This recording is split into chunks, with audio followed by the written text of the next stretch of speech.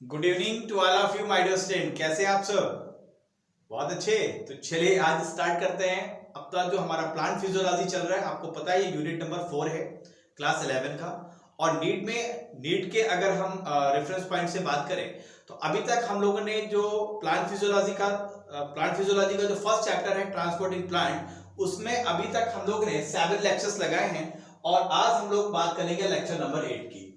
और इस lecture number 8 में आज हम लोग प्रॉपर बात करने वाले हैं ट्रांसपायरेशन के प्रॉपर डिफिनीशन की, टाइप्स ऑफ ट्रांसपायरेशन की, और उन फैक्टर्स को जो ट्रांसपायरेशन जो प्रोसेस है उसको अफेक्ट करते हैं। तो चलिए, जो आज नए बच्चे हैं, न्यूली स्टूडेंट हैं, उनका मोस्ट एंड वार्म वेलकम है माय डियर स्टूडेंट।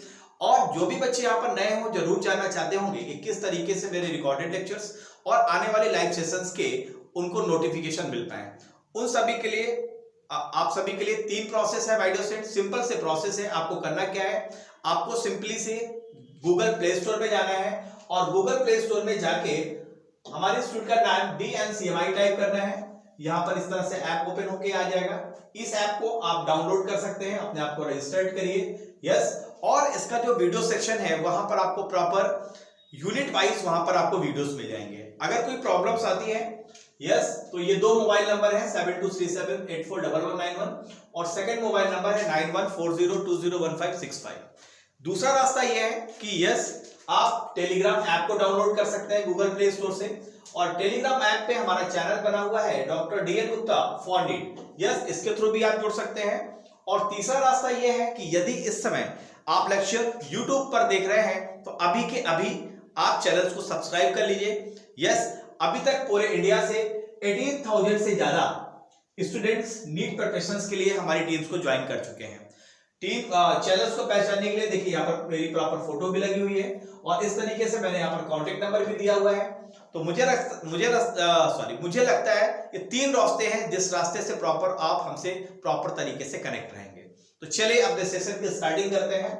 और जैसा कि आप जानते हैं कि जब भी हम सेशन की स्टार्टिंग करते हैं एक बहुत ही ब्यूटीफुल ब्रेन डाइट के साथ करते हैं। ब्रेन डाइट क्यों जरूरी है, मैं बार बार बोलता हूं कि जिस तरीके से हमने बॉडी के लिए न्यूट्रिशंस देते हैं, प्रोटीन, कार्बोहाइड्रेट और फैट देते हैं, ठीक वैसे का टाइम टू टाइम आपने पॉजिटिव थॉट्स का न्यूट्रिशन अपने माइंड्स को दिया तो जो आपने गोल सेट किया हुआ है, उस गोल सेट्स के लिए जो भी आपने प्लानिंग और स्ट्रेटजी बनाई हुई है, उन प्लानिंग और स्ट्रेटजी के अनुसार प्रॉपर आप पाथवे पे रहेंगे, आपका डिस्ट्रैक्शंस नहीं होगा, एक मोरल सपोर्ट्स मिलेगा और बहुत आसानी से आप अपने लक्ष्य को पा पाएंगे। तो चलिए देखते हैं आज का ब्रेन डाइट क्या कहता है। यस, ब्रेन डाइट कहता है you will never find time, आपको कभी भी समय नहीं मिलेगा। You have to make time, मतलब जो आपने लक्ष्य निर्धारित किया है, अगर आप सोचे कि आपको आइडियल टाइम मिलेगा पढ़ने के लिए, स्टडी करने के लिए, तो कभी नहीं होगा। क्योंकि होता क्या है माय डियर स्टूडेंट कि जब भी लाइफ आपकी चल रही होती है तो आप देखें, जैसे सपोज दैट आपका घर है, हो सकता है उस दिन किसी का बर्थडे हो, कोई प्रोग्राम हो छोटा मोटा, तो आप क्या करेंगे, आप वहां पर बहाना बनाएंगे, चलो आज हम स्टडी नहीं करते हैं। लेकिन पढ़ने वाला बच्चा वो क्या करेगा, पढ़ने वाले स्टूडेंट्स क्या करेगा, उसी टाइम में प्रॉपर अपने लिए 2 घंटे का टाइम अलग निकाल लेगा और टाइम निकाल के प्रॉपर वहां पर स्टडी कर लेगा। मतलब क्या है कि टाइम सभी के स्टूडेंट्स के पास बराबर होगा, जो सफल होंगे या जो असफल होंगे, जो सक्सेस और अनसक्सेस दोनों स्टूडेंट्स के पास टाइम बराबर होगा। लेकिन यदि आपको सफलता चाहिए तो आपको टाइम को फाइंड आउट करना होगा, क्योंकि कभी भी आइडियल कंडीशन नहीं होती। जिस तरीके से जब आप बाइक चलाते हैं तो यदि आप सोचें कि हम ब्रेक तभी मारेंगे जब पूरी तरह से आइडियल कंडीशन हो, हमें दूसरा काम ना करना पड़े, तो माय डियर स्टूडेंट आपको पता है उसी समय आपको क्लच भी दबाना होता है, उस समय आपको अपना जो एक्सीलेटर है वो भी कम करना होता है, फिर ब्रेक लगाते हैं। इसका मतलब क्या है कि लाइफ भी ऐसी है, लाइफ में कभी भी आपको आइडियल टाइम नहीं मिलने वाला, आपको अपने लिए टाइम निकालना पड़ेगा। तो चलिए इस ब्यूटीफुल ब्रेन डाइट के साथ सेशन की स्टार्टिंग करते हैं। यस, और जैसे कि मैंने शुरू में ही बताया है कि जो हमारा चैप्टर चल रहा है वो चल रहा है transport in plant. Transport in plants में अगर हम रिकैप कर लें तो अभी तक हम लोगों ने जो डिफरेंट टाइप के ट्रांसपोर्ट्स थे, diffusion, facilitated diffusion, active transport, passive transport, इसकी बात हम लोग ने करी है। प्लांट वाटर रिलेशन की बात करी है। प्लांट की बॉडी में वाटर किस तरीके से एब्जॉर्ब होता है रूट हेयर्स के थ्रू, क्या मैकेनिज्म है, इसकी प्रॉपर बात करी। यस, गटेशन और ट्रांसलोकेशन की भी हम लोग ने बात कर ली इसके पहले वाले लेक्चर में। वाटर का ट्रांसपोर्ट किस तरीके से प्लांट बॉडी के अंदर होता है इसकी भी बात हमने करी। क्या प्रॉपर मैकेनिज्म है इसको भी हम लोग क्लियर कर चुके हैं। और आज हमें बात करनी है ट्रांसपायरेशन की। ट्रांसपायरेशन और फोटोसिंथेसिस में डिफरेंस क्या है और ट्रांसपायरेशन को कौन से फैक्टर हैं जो अफेक्ट करते हैं, इनकी बात करेंगे। इस लेक्चर्स के बाद हम बात करेंगे कि स्टोमेटा की जो ओपनिंग एंड क्लोजिंग होती है उसकी प्रॉपर मैकेनिज्म क्या है, और सबसे लास्ट में हम बात करेंगे प्रेशर फ्लो और मास फ्लो हाइपोथेसिस की। तो फाइनली आज हमें बात करनी है ट्रांसपायरेशन की। चलिए किसकी बात करनी है, ट्रांसपायरेशन की। तो चलिए स्टार्ट करते हैं अब अपने इस ब्यूटीफुल सेशन को। सबसे पहले अगर हम ट्रांसपायरेशन की बात करें तो मैंने बार बार बोला है ट्रांसपायरेशन का मतलब क्या है। देखिए वाटर जो है लगातार रूट हेयर्स के द्वारा एब्जॉर्ब होता है, यस एब्जॉर्ब होकर प्लांट बॉडी में पहुंचता है और वैस्कुलर टिश्यू जाइलम्स के द्वारा ऊपर की ओर एसेंड्स करता है, और जो उसके एरियल पार्ट्स है जो लीव्स हैं उसमें वाटर वेपर्स के फॉर्म में जो वाटर एटमॉस्फेयर में चला जाता है। मैंने आपको सिंपल ये भी बताया है कि अगर कोई भी प्लांट बॉडी अगर 100% वाटर एब्जॉर्ब करती है तो इसमें सिर्फ 1% वाटर का यूज करती है और 99% वाटर वेपर के फॉर्म में एटमॉस्फेयर में चला जाता है। तो वाटर का loss in form of water vapour is known as transpiration. ठीक है, चलिए तो ट्रांसपायरेशन को आपने समझा। ट्रांसपायरेशन क्या होता है, ट्रांसपायरेशन होता है loss of water in form of vapour from aerial parts और leaves of living plants is known as transpiration. बहुत सिंपल सी डिफिनीशन है, ठीक है।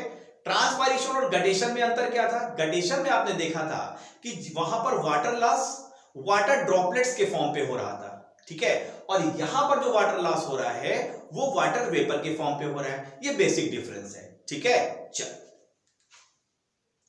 देखो मैंने क्या बोला कि जितना कोई प्लांट वाटर को एब्जॉर्ब करता है 98 to 99% तक, वो वाटर को वाटर फॉर्म में एटमॉस्फेयर में भेज देता है, और सिर्फ जो यूज करता है मिनिमम 1 और मैक्सिमम 2%, मतलब मिनिमम 1 मैक्सिमम 2%, 1 या 2% यूज करेगा, बाकी 98 to 99% कहां डाल देगा, एटमॉस्फेयर में डाल देगा।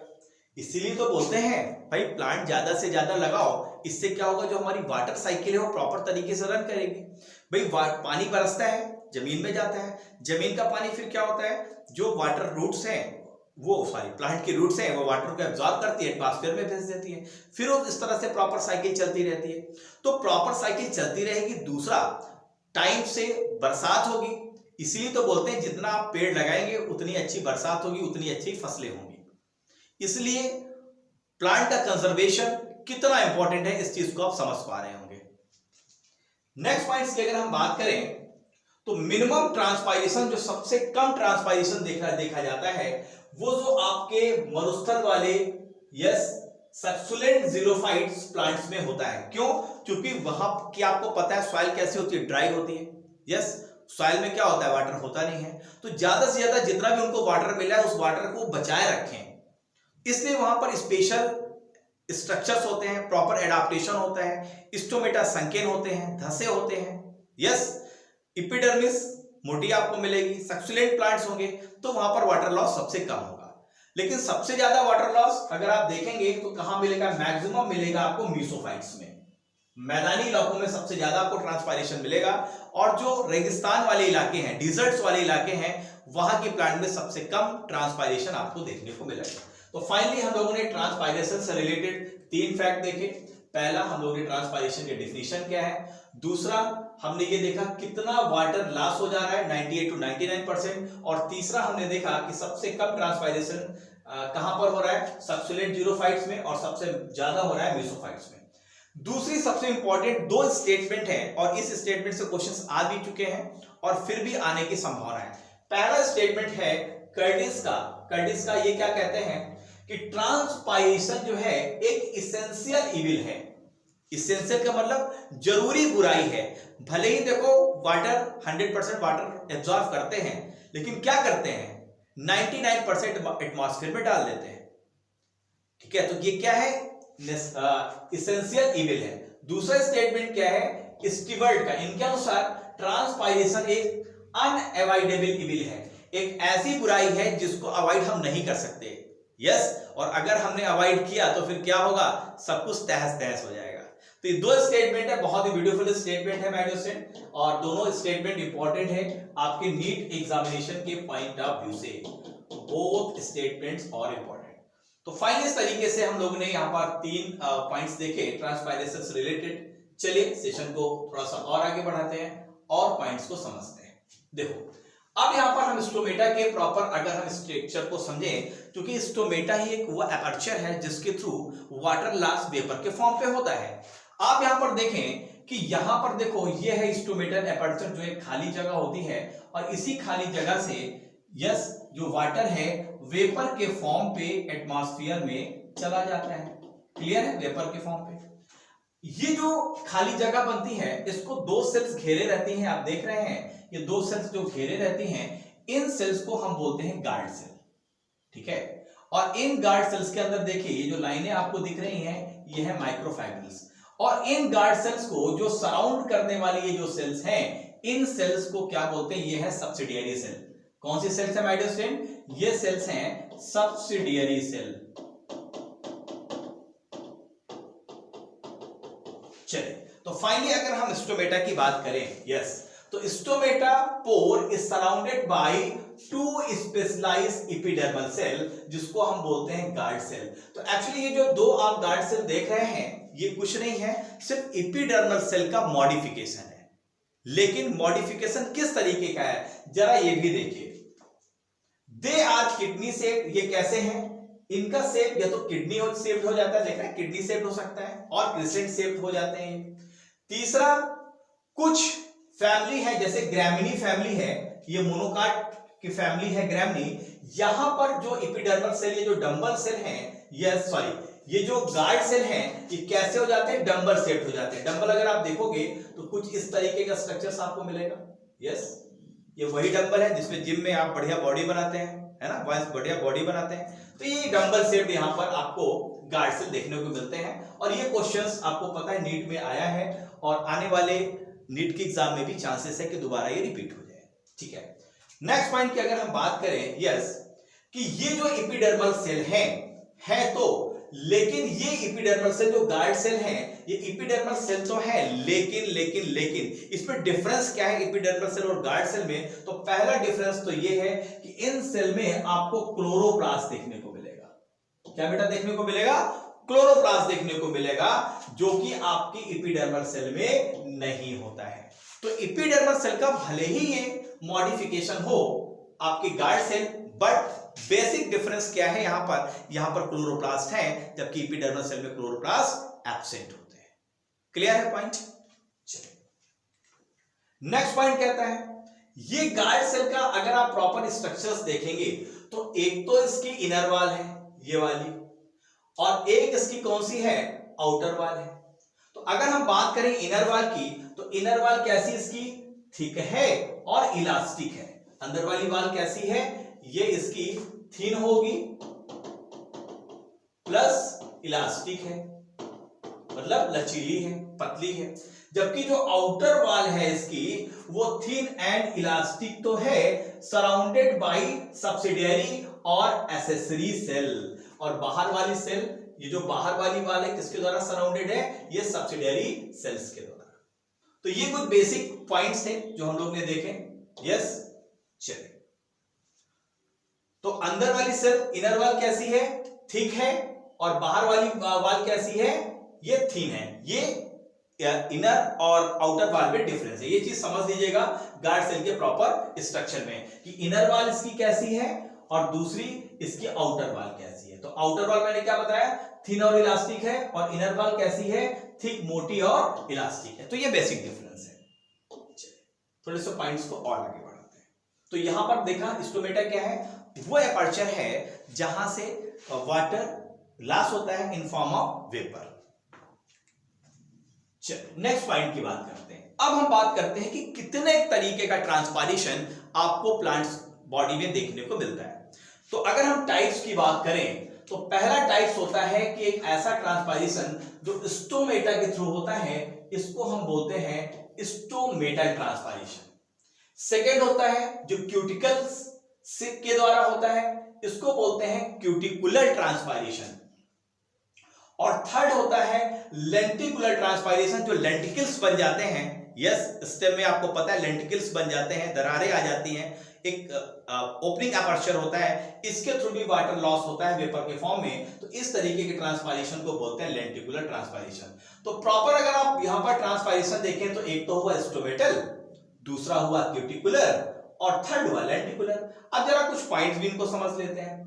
स्टोमेटल अपर्चर से टोटल ट्रांसपायरेशन जो होता है उसमें सबसे ज्यादा जो ट्रांसपायरेशन है वो स्टोमेटल ट्रांसपायरेशन है, और इसका परसेंट है मिनिमम 80 और मैक्सिमम 90, मतलब बचा कितना, सिर्फ 10%। तो क्यूटिकुलर अगर ट्रांसपायरेशन आप देखें तो क्यूटिकुलर ट्रांसपायरेशन कितना है, 9 to 9.9%। यस, और सबसे कम आपको कहां पर मिलेगा, लेंटिकुलर ट्रांसपायरेशन 0.1%।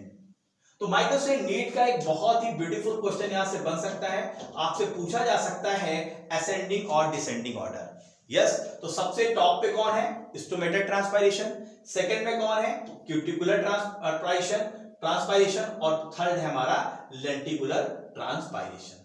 ठीक है, तो इसका जो क्रम है वो SCL है। ओके माय डियर स्टूडेंट, चलिए अब चूंकि आपको पता है कि स्टोमेटा कहां पर होते हैं, लीव्स में होते हैं, तो लीव्स को हम क्या बोलते हैं, फोलियर भी बोलते हैं। तो अगर हम नेक्स्ट पॉइंट की बात करें तो जो फोलियर ट्रांसपायरेशन भी हम इसको बोलते हैं। Yes, transpiration through leaves, stomatal plus cuticular, इन दोनों को अगर हम शामिल कर लें, क्यूटिकुलर ट्रांसपायरेशन इसको, और लीव्स में स्टोमेटा के थ्रू ट्रांसपायरेशन को अगर हम शामिल कर लें तो इन दोनों को मिला के हम बोलते हैं फोलियर ट्रांसपायरेशन। तो व्हाट इज द फोलियर ट्रांसपायरेशन, तो फोलियर ट्रांसपायरेशन में दो तरीके के ट्रांसपायरेशन इन्वॉल्व होंगे, पहला लीव्स में स्टोमेटा के जो थ्रू हो रहा है, और दूसरा जो क्यूटिकुलर ट्रांसपायरेशन हो रहा है। यस, तो ये प्रॉपर क्रम है। आई होप आपको ये पॉइंट बिल्कुल क्लियर हो गए होंगे। यस ना, चलिए अगर लेक्चर आपको अच्छा लग रहा है माय डियर स्टूडेंट तो अभी कभी आप लाइक भी करना है, क्योंकि जब आप लाइक करते हैं तो मुझे लगता है कि यस मैं आपको प्रॉपर तरीके से वो पॉइंट्स बता पा रहा हूं, नॉलेज दे पा रहा हूं जिसकी वास्तव में आपको जरूरत है, और आप प्रॉपर तरीके से समझ पा रहे हैं। ठीक है, चलो नेक्स्ट। अब देखो यहां पर स्टोमेटा है, आप प्रॉपर देख पा रहे हो, ये पोजीशन है स्टोमेटा, यहां पर स्टोमेटा कैसा है, ओपन है, और यहां पर स्टोमेटा क्लोज है।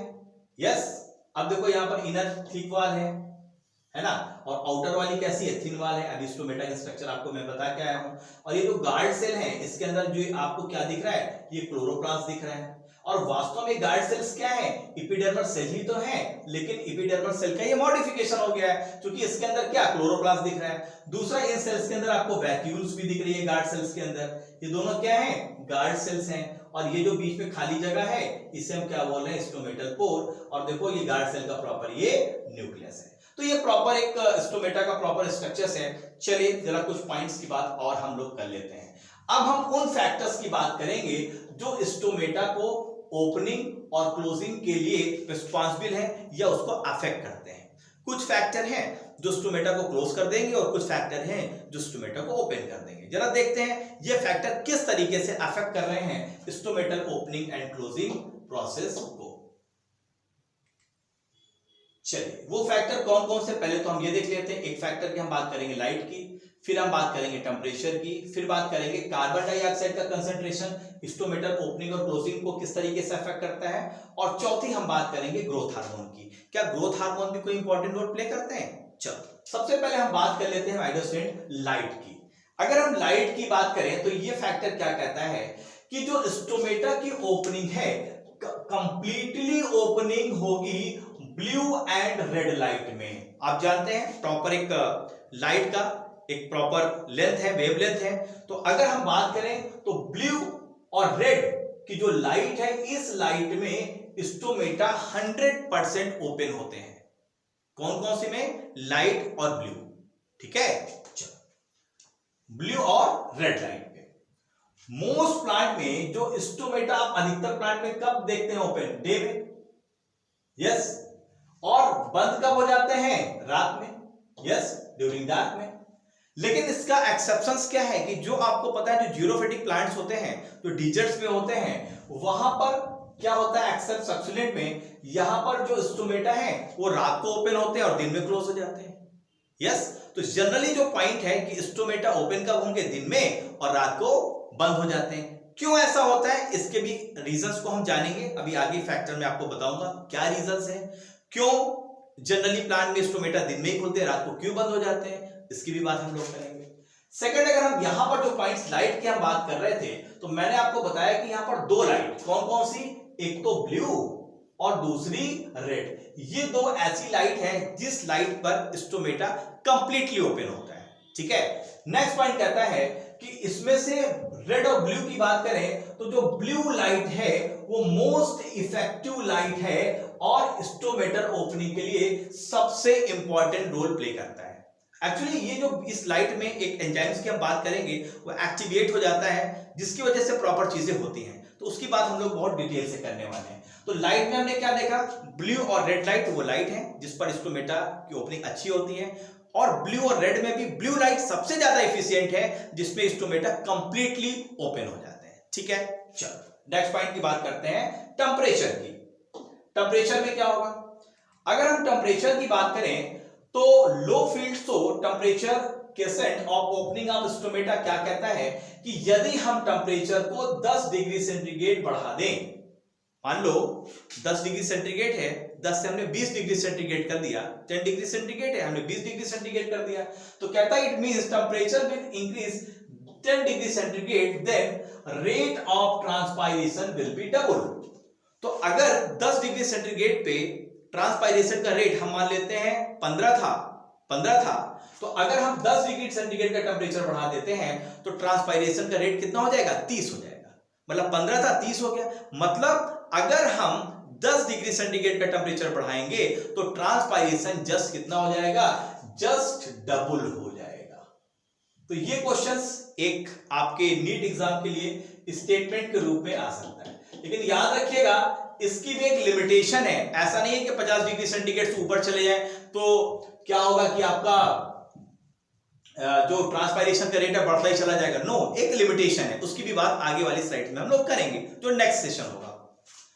नेक्स्ट हम बात कर लेते हैं कार्बन डाइऑक्साइड के कंसंट्रेशन की, कि अगर एटमॉस्फेयर में कार्बन डाइऑक्साइड का कंसंट्रेशन ज्यादा है तो क्या होगा, कम है तो क्या होगा। तो पॉइंट्स क्या कहता है कि यदि एटमॉस्फेयर में कार्बन डाइऑक्साइड का कंसंट्रेशन कम है तो ये क्या हो जाएगा, ओपन हो जाएगा, और अगर कार्बन डाइऑक्साइड कंसंट्रेशन काफी हाई है तो स्टोमेटा क्या हो जाएंगे, क्लोज हो जाएंगे। कार्बन डाइऑक्साइड एक्चुअली एक एंटी ट्रांसपायरेंट गैस के रूप में भी जानी जाती है। क्लियर है, क्या कह रहा है, ओपन होगा लो कंसंट्रेशन में और क्लोज हो जाएगा हाई कार्बन डाइऑक्साइड के कंसंट्रेशन में। इस चीज को भी आपको ध्यान रखना है। चलिए, मतलब सॉरी कहां पर माइंड था मैं आपको बता दूं, open in low and close in high. अगर कार्बन डाइऑक्साइड का कंसंट्रेशन अगर कम है तो स्टोमेटा क्या हो जाएंगे, ओपन हो जाएंगे, प्रॉपर तरीके से ट्रांसपायरेशन प्रॉपर हो पाएगा। और अगर कार्बन डाइऑक्साइड का कंसंट्रेशन हाई है तो स्टोमेटा क्लोज हो जाएंगे तो ट्रांसपायरेशन भी रुक जाएगा। चलिए नेक्स्ट पॉइंट की बात करते हैं ग्रोथ हार्मोन। ग्रोथ हार्मोन में अगर हम बात करें साइटोकाइनिन की, तो साइटोकाइनिन एक ऐसा फाइटो हार्मोन है जो ओपनिंग को इंड्यूस करता है, स्टोमेटा की ओपनिंग को इंड्यूस कर देता है। कैसे इंक्रीज करता है, एक्चुअली ये क्या करता है कि पोटेशियम आयन को सब्सिडियरी सेल से गार्ड सेल में डाल देता है, जिससे क्या होता है कि guard cell because of this pH जो होता है गार्ड सेल का कम हो जाता है और स्टोमेटा ओपन कर जाते हैं। एक्चुअली जब मैं थ्योरी पढ़ाऊंगा पोटेशियम और पोटान आयन की किस तरीके से इन दोनों के बीच में एक्सचेंज होता है और किस तरीके से ओपनिंग और क्लोजिंग को प्रभावित करते हैं, आपको बस इतना ही पता होना चाहिए कि जैसे अगर हम बात करें गार्ड सेल की, अगर मैं थोड़ा सा पीछे जाऊं इसमें बात करूं कि यहां पर क्या होता है माय डियर स्टूडेंट की जो ये सब्सिडियरी सेल है, आप देख रहे हैं सब्सिडियरी सेल गार्ड सेल को घेरे हुए हैं, तो इन सब्सिडियरी सेल से जब K+ आयन यहां पर एंट्री करता है, इन्फ्लक्स करता है तो स्टोमेटा ओपन होते हैं, यस, और K+ आयन जब वापस चला जाता है तो स्टोमेटा क्लोज कर जाते हैं। बस अभी आपको इतना समझना है, लेकिन जब हम आपको मैकेनिज्म पढ़ाएंगे स्टोमेटा की ओपनिंग एंड क्लोजिंग की तो वहां पर और भी सारे पॉइंट्स आपको क्लियर करेंगे। यस। चल, तो यहां पर अभी तक हम लोग ने सारे पॉइंट्स देख लिए हैं। तो साइटोकाइनिन इंड्यूस करेगा किसको, कि पोटेशियम आयन सब्सिडियरी सेल से गार्ड सेल में आ जाए और प्रॉपर तरीके से स्टोमेटा की ओपनिंग हो जाए। यस, क्यों, क्योंकि जब पोटेशियम आयन यहां पर आएगा तो गार्ड सेल का जो पीएच है डिक्रीज कर जाएगा, क्योंकि H+ आयन यहां से बाहर निकल जाएगा। ठीक है, चलो, तो ये कुछ फैक्टर हम देखें, light, temperature, carbon dioxide concentration और ग्रोथ हार्मोन्स की। चलिए, यस, अब उन फैक्टर की हम बात करेंगे जो स्टोमेटल की ओपनिंग और क्लोजिंग को अफेक्ट करते हैं। चलो, सबसे पहला फैक्टर क्या कहता है, एटमॉस्फेरिक ह्यूमिडिटी की हम बात करेंगे। यस, कहता है कि transpiration rate inversely proportional to 1 by relative humidity. इसका मतलब क्या है कि एटमॉस्फेयर में अगर ह्यूमिडिटी ज्यादा है तो ट्रांसपायरेशन रेट क्या हो जाएगा, कम हो जाएगा। भाई सिंपल सी बात है, मान लो कोई ये प्लांट है, यस, ये प्लांट की प्रॉपर लीव्स है और लीव्स में वही प्रॉपर स्टोमेटा है। अगर एटमॉस्फेयर में वाटर के मॉलिक्यूल्स ज्यादा हैं तो वाटर उतनी अच्छी तरीके से वेपराइज नहीं होगा। यस, मतलब अगर ह्यूमिडिटी ज्यादा है, ह्यूमिडिटी का मतलब क्या है कि एयर में वाटर का परसेंटेज ज्यादा है, तो जब वाटर का परसेंटेज ज्यादा है तो भैया यहां से भी वाटर वेपर के फॉर्म में ज्यादा क्यों जाने लगेगा। तो अगर रिलेटिव ह्यूमिडिटी ज्यादा है तो ट्रांसपायरेशन रेट कम हो जाएगा, अर्थात रिलेटिव ह्यूमिडिटी अगर कम हुई, अर्थात एटमॉस्फेयर में वाटर का परसेंटेज कम हुआ, तो वाटर का वेपराइजेशन अर्थात वाटर वेपराइज फॉर्म में स्टोमेटा से बाहर आ जाएगा, अर्थात ट्रांसपायरेशन रेट तब बढ़ेगा जब एटमॉस्फेयर में रिलेटिव ह्यूमिडिटी कम होगी। तो यस, एक फार्मूले के रूप में हम लोगों ने यहां पर इस पॉइंट को देखा। नेक्स्ट पॉइंट की बात करते हैं टेम्परेचर की। टेम्परेचर का क्या असर पड़ेगा स्टोमेटल की ओपनिंग एंड क्लोजिंग में। देखो, अगर ट्रांसपायरेशन रेट तब बढ़ेगा जब टेम्परेचर बढ़ता है। मैंने आपको बताया है ना कि अगर हम 10 डिग्री सेंटीग्रेड का टेम्परेचर बढ़ा देंगे, यस, तो ट्रांसपायरेशन रेट क्या होता है, जस्ट डबल हो जाता है। लेकिन इसकी भी एक सीमा है, ऐसा नहीं कि आप बढ़ाते चले जाएंगे तो होगा बाद में पता चला जो बहुत सारे ऑर्गेनल्स है वो डिस्ट्रॉय कर जाएंगे। यस, तो एक पर्टिकुलर लिमिट तक कि अगर हम टेम्परेचर को बढ़ाते हैं तो उसके साथ ट्रांसपायरेशन रेट भी इंक्रीज करता है। चलिए नेक्स्ट पॉइंट की बात करते हैं। नेक्स्ट पॉइंट कहता है विंड की वेलोसिटी, जो हवा जिस स्पीड से चल रही है, तो हवा की स्पीड का क्या असर होता है। तो हवा की स्पीड का क्या असर होता है कि देखो, ट्रांसपायरेशन रेट विंड की वेलोसिटी के साथ बढ़ता है। अगर हवा बहुत तेज चल रही है और हवा में नमी कम है तो ट्रांसपायरेशन रेट विल आल्सो भी इंक्रीज। ठीक है, तो अगर विंड की वेलोसिटी तेज है तो ट्रांसपायरेशन रेट भी बढ़ जाएगा। लास्ट पॉइंट कहता है एटमॉस्फेरिक प्रेशर का क्या असर होता है। तो एटमॉस्फेरिक प्रेशर के रेफरेंस में अगर हम बात करें तो कहता है कि ट्रांसपायरेशन रेट जो है वो इनवर्सली प्रोपोर्शनल होता है एटमॉस्फेरिक प्रेशर से। अगर एटमॉस्फेरिक प्रेशर ज्यादा है तो जो ट्रांसपायरेशन रेट है वो घट जाएगा, अर्थात अगर एटमॉस्फेरिक प्रेशर अगर कम है तो ट्रांसपायरेशन रेट क्या हो जाएगा, इंक्रीज कर जाएगा। तो ये वो फैक्टर है जहां पर नीट में बहुत ही ब्यूटीफुल क्वेश्चंस यहां पर बन सकते हैं और इन सारे कॉन्सेप्ट आपको बिल्कुल क्रिस्टल क्लियर होने चाहिए with reason. Okay my dear student, चलो